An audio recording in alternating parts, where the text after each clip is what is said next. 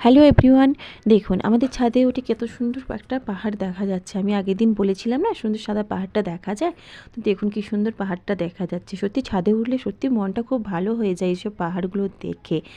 আর আসলে জানেন তো, দুপুরবেলা আমি যখন জামা কাপড় তুলতে আসি তখন দেখছি এত সুন্দর পাহাড়টা দেখা যাচ্ছে। তো জামা কাপড় তুলে নিয়ে চলে গেলাম বাড়ি। আর সন্ধেবেলা এই যে আমি একটা টিফিনের জন্য এদিকে বাটার টোস্ট বানাবো বলে আমি টোস্টগুলো একটু সেঁকে নিচ্ছিলাম, আর এদিকে দুধ গরম বসেছিলাম, কেন বড়মশাই একটু কফি খাই সন্ধেবেলায়। তো ওই জন্য ওই বাটার টোস্টটাকে এখানে রেডি করে নিলাম, আর এখানে একটু কফি বানিয়ে নিলাম। বড়মশাইকে ওখানে খেতে দিয়ে এলাম।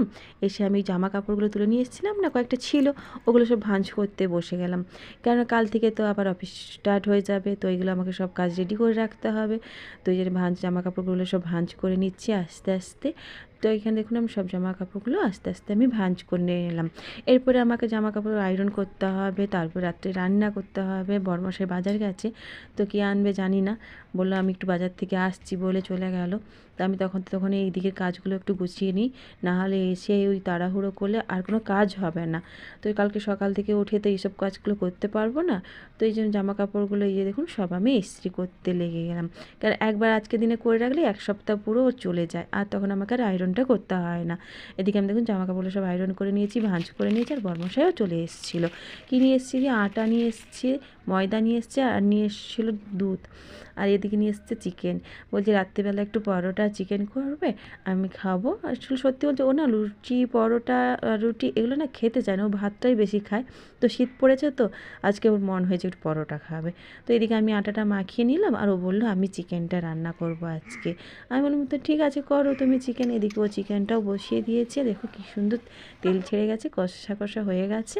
ওইদিকে আমি একটু জল দিয়ে মাংসটা ফুটতে দিয়ে দিয়েছি, আর এদিকে আমি রুটিগুলো বেলছিলাম।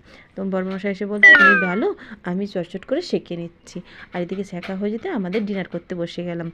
চলো তারপরের দিন সকালবেলায় উঠে গেছি, উঠে এরপর এদিকে অফিসের জন্য ভাত বসিয়ে দিয়েছি। সকালে একটু চা খাই দুজনে, তো একটু চা বসিয়ে দিলাম। চা না খেলে তো আর কোনো কাজেই মন বসবে না আমার।